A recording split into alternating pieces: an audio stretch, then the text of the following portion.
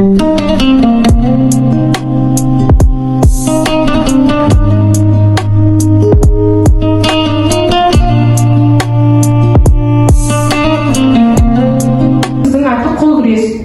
мен сендерге қол күресінің ережесін түсіндіретін боламын. Сөйтіп бір баладан шығып, столға отырып қол күресетін боласыңдар. Қазір мен Әселді, сосын сен шық.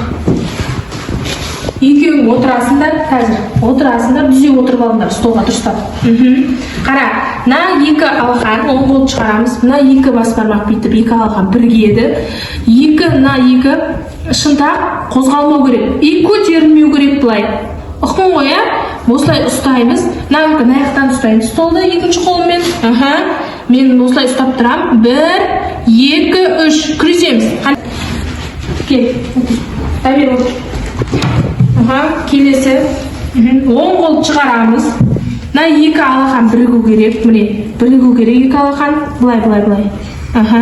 Мына екі шынтақ қозғалмау керек, и көтерілмеу керек. Ұқтыңдар ғой.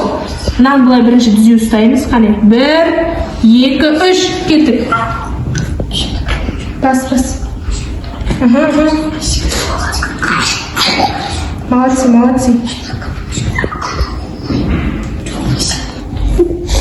Молодцы. Молодец. Қане, келесі.